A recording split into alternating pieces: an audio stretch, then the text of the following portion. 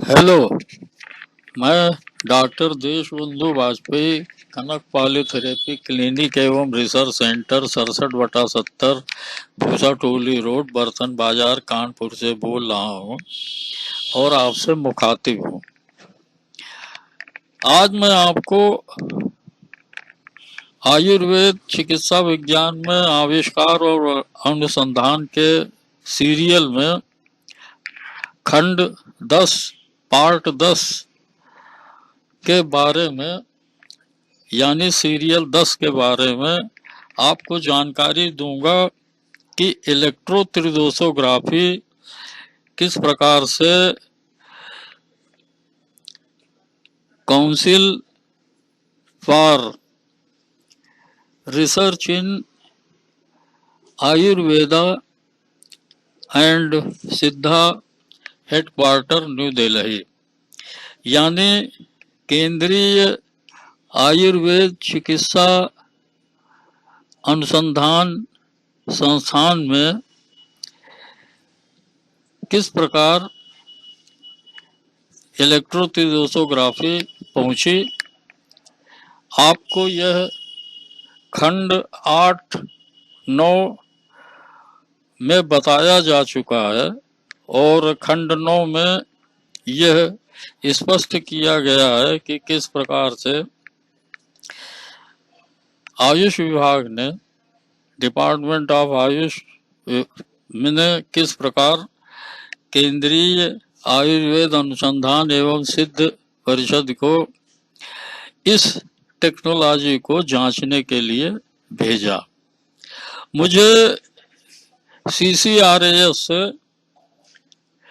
2 बार बुलावा आया और जब मैं वहां पहुंचा, पहली बार पहुंचा तो सारे मशीन और सारे उपकरण लेकर के वहां उपस्थित हुआ और जो पैनल था उसके सामने बैठ करके उन सभी सवालों के उत्तर दिए जो उन्होंने मुझसे पूछे। यह 2006 के शुरुआत के महीनों की बात है और जब सेंट्रल काउंसिल के हेडक्वार्टर में पहुंचा जो जनकपुरी नई दिल्ली में स्थापित है, वहां तय समय के अनुसार जब मैं कॉन्फ्रेंस रूम में पहुंचा तो वहां डॉक्टर GS लावेकर और उनकी एक बड़ी टीम उपस्थित थी जिन्होंने मुझसे बहुत से सवाल किए और इनके बारे में पूछा कि यह किस तरह से उपयोगी है और आपने किस तरह से इसका निर्माण किया, आइडिया कहाँ से आया, कहाँ से आपको यह प्रेरणा मिली कि ये पूरा इतिहास मैंने उनको बताया जैसा कि मैं पहले बताता चला आ रहा था। अब इसके बाद मुझे ये कहा गया कि ठीक है, आपको साइंटिफिक एडवाइजरी कमेटी की जो ये छोटी सी मीटिंग है इसमें क्या निर्णय लिए गए हैं वो आपको पत्र द्वारा सूचित किए जाएंगे। मैं इस मीटिंग के बाद वापस कानपुर चला आया और अपने कार्यक्रम में उसी तरीके से मशगूल हो गया जैसे कि मैं पहले किया करता था।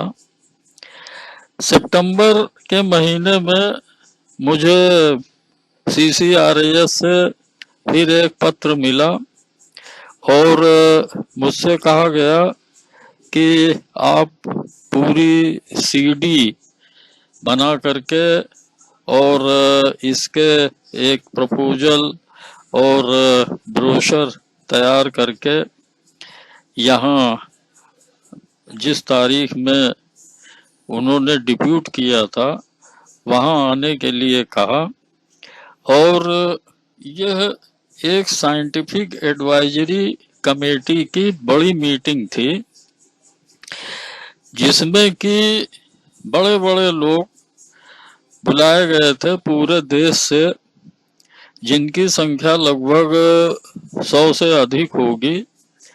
और मुझसे ये कहा गया था कि आप अपना रिसर्च पेपर और पूरे प्रेजेंटेशन की एक सीडी, हार्डवेयर और सॉफ्टवेयर कॉपी दोनों चाहिए। तो मैं वो लेकर के वहाँ गया और मैंने वहाँ उपस्थित जो चेयरमैन थे उनको बांटा, और दूसरे जो सदस्य थे उनको भी कापियां उपलब्ध कराई। और वहाँ बड़ी संख्या में लोग उपस्थित थे। मेरे अलावा और भी लोग वहाँ अपने प्रेजेंटेशन देने के लिए मौजूद थे, और सबने अपने अपने प्रेजेंटेशन दिए। उसमें एमआईटी यूनिवर्सिटी के कुछ लोग थे, कुछ गुजरात सर आए हुए थे, गुजरात से आए हुए थे, आयुष विभाग के एक बड़े आईएएस अफसर भी वहाँ मौजूद थे। और हम सब गेस्ट रूम में बैठे हुए थे। सीसीआरएस के सभी लोग आपस में वार्तालाप कर रहे थे, और मीटिंग की कार्यवाही अंदर कमेटी रूम में चल रही थी। अब बाद में मुझे बुलाया गया और मैंने अपना प्रेजेंटेशन सीडी के जरिए स्क्रीन में दिया, और लगभग 1.5 घंटे तक ये प्रेजेंटेशन चलता रहा। इस कमेटी की चेयरमैनशिप, जिनका नाम मुझे याद नहीं है, वो गुजरात आयुर्वेद यूनिवर्सिटी के चांसलर थे, उस समय चांसलर थे। और वो उसकी अध्यक्षता कर रहे थे, साइंटिफिक एडवाइजरी कमेटी की। और उनके अलावा डॉक्टर एस के शर्मा, जो आप स्क्रीन पर देख रहे हैं, जो लोग मौजूद थे, मुझे जिनके नाम याद आ रहे हैं मैं उनका नाम ले रहा हूँ। डॉक्टर एस के शर्मा जो आयुर्वेद के एडवाइजर हैं, डॉक्टर जीएस लावेकर जो डायरेक्टर सीसीआरएस के उस समय मौजूद थे, पद्मश्री डॉक्टर देवेंद्र त्रिगुणा जी को मेरी मुलाकात हुई, और डॉक्टर एस के शर्मा ने डॉक्टर देवेंद्र त्रिगुणा से कहा कि ये आपकी ही संस्था के ग्रेजुएट हैं, ये आपकी संस्था के प्रोडक्ट हैं। डॉक्टर देवेंद्र त्रिगुणा से मैंने कहा कि आपको तो गर्व होना चाहिए कि ऐसी तकनीक का आविष्कार आपके संस्थान के एक छात्र ने किया। तो वो मुस्कुराने लगे और उन्होंने कहा कि ठीक है, बहुत अच्छा काम किया है। अब इसके अलावा और बहुत से लोग थे जो विभिन्न विभागों से आए हुए थे, जिनमें इंडियन मेडिकल काउंसिल रिसर्च के पदाधिकारी थे, डायरेक्टर लेवल के। दिल्ली यूनिवर्सिटी के बहुत से लोग आए हुए थे, और संपूर्ण देश से पूरे रिप्रेजेंटेटिव जो एसोसिएशन और कुछ शीर्ष संस्थाएं थी, उनसे लोग आए हुए थे, उनके रिप्रेजेंटेटिव आए हुए थे, और बड़ी संख्या में लोग वहां उपस्थित थे। जब मेरा मौका आया तो मैंने अपना प्रेजेंटेशन दिया, जो लगभग 1.5 घंटे तक चला। और 1.5 घंटे के बाद फिर मुझसे सब लोगों ने बड़े तीखे सवाल और बड़े ऐसे ऐसे सवाल किए जो शायद किसी के लिए अगर जानकारी न होती तो शायद वो नहीं दे सकता था। और एक बात मैं जरूर यहाँ कहूँगा कि अगर किसी को अपनी कुवत परखनी है तो वो ऐसे ही सवालों का जब तक सामना नहीं करेगा तब तक उसकी काबिलियत बढ़ेगी नहीं।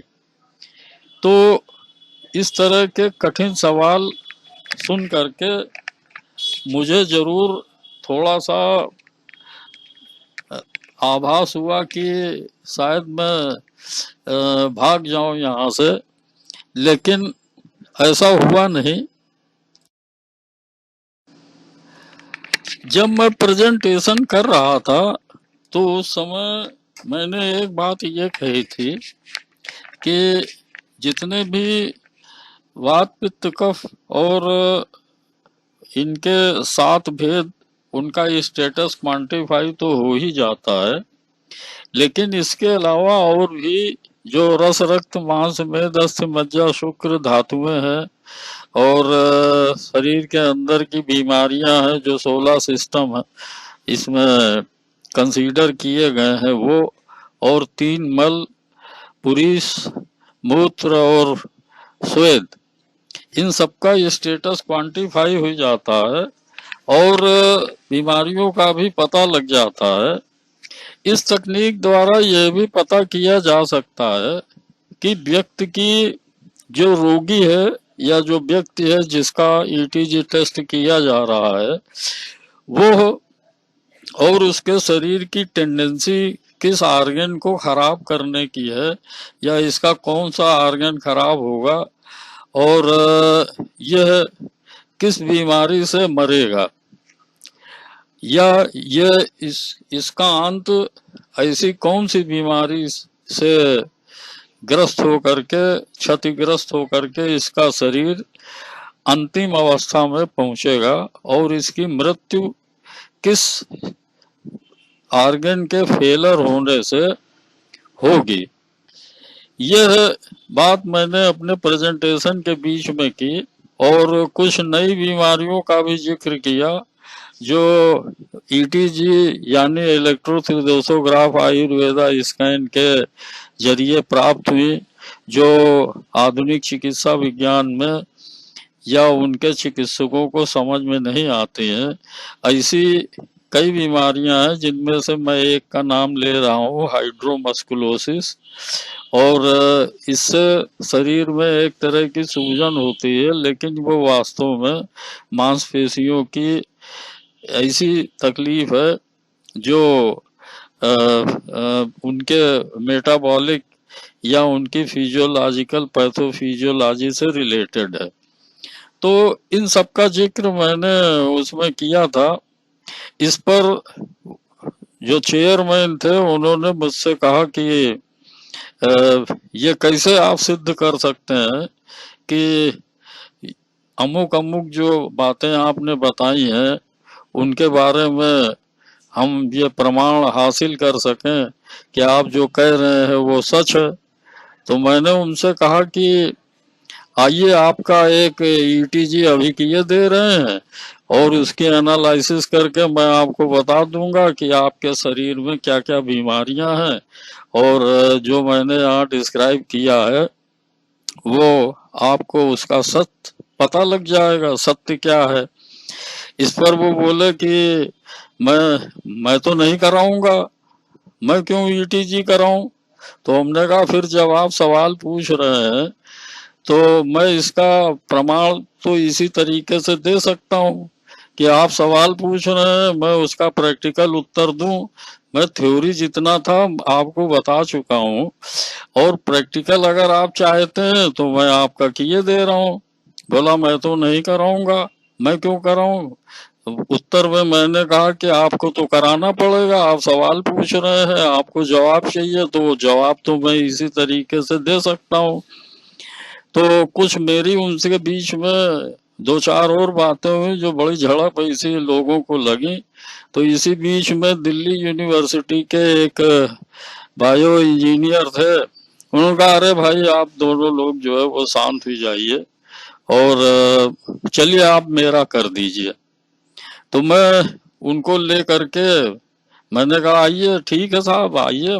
मशीन ले करके मैं पहुंचा तो डॉक्टर लावेकर ने मुझसे कहा कि आप मेरे कमरे में चले जाइए और वहाँ इनका ईटीजी कर दीजिए। तो मैं डॉक्टर लावेकर जो जिस कमरे में बैठते थे उसी कमरे में गया, वहाँ एक बड़ा सा सोफा पड़ा हुआ था और उस सोफे पर उनको लिटाया और उनके पूरे परीक्षण किए। और बहुत से लोग, वहाँ भीड़ लग गई कि ये करते कैसे हैं। तो जब वो प्रैक्टिकल उन्होंने देखा तो बड़ी भीड़ लग गई, वहां से लोग उठ उठ करके कॉन्फ्रेंस रूम से आकर के वो देखने लगे, क्योंकि उनके लिए बड़ी विचित्र बात थी कि आयुर्वेद के जो सिद्धांत हैं वो कैसे किसी मशीन द्वारा या किसी तकनीक द्वारा किए जा सकते हैं। ये अजूबा उनकी समझ में नहीं आया। बहरहाल वो काफी लोग जो है वहां आए, उन्होंने देखा, पूरा प्रैक्टिकल देखा, जो डिमॉन्स्ट्रेशन था वो भी देखा। और देख करके मैंने उसका एनालाइज किया। डॉक्टर शर्मा भी आए, जो जितने भी उपस्थित लोग थे आईसीएमआर के जो प्रतिनिधि थे वो भी देखने आए, क्योंकि उनके लिए बड़ी उत्सुकता की बात थी। तो ये सब लोग आए, उन्होंने वहां देखा, मैंने एनालाइज किया, एनालाइज करके आए और मैंने उनको सारी बात बताई कि आपको ये तकलीफ है, आपको ये प्रॉब्लम्स हैं, और आप इसी जो आयुर्वेद के सिद्धांत हैं उनके साथ में, और उनकी जो शारीरिक तकलीफें थी उनका मैंने सब पूरा एनालाइज करके वही कॉन्फ्रेंस रूम में पूरी मीटिंग के सामने मैंने बताया। तो वो सब सारे लोग सुनते रहे। जब मैं समाप्त कर चुका तो वो जिनका जो दिल्ली यूनिवर्सिटी के बायो इंजीनियरिंग विभाग के बड़े अधिकारी थे, उन्होंने कहा डॉक्टर वाजपेयी ने जो बताया है वो बिल्कुल सच है और 100% सही है। इस पर वहां खामोशी छा गई, बिल्कुल पिन ड्रॉप साइलेंस जो है वहां हो गया, किसी की बोलने की हिम्मत नहीं हुई। मैं ये देख करके बड़ा चकित था कि कोई तो कुछ बोले। कम से कम 2-3-4 मिनट तक तो सन्नाटा रहा और लोग मेरी शक्ल देखते रहे। चेयरमैन साहब जो है वो कुछ बाद में एसके शर्मा और जीएस लावेकर से कुछ बात करते रहे।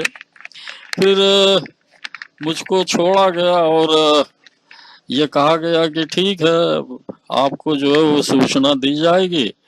और मैं प्रेजेंटेशन करके वापस चला आया कानपुर और अपने काम में लग गया। बाद में मुझे सूचना दी गई कि आपके प्रोजेक्ट की pilot study central research institute of Ayurveda Punjabi Bagh में की जाएगी और आपको वहां से सूचना मिलेगी।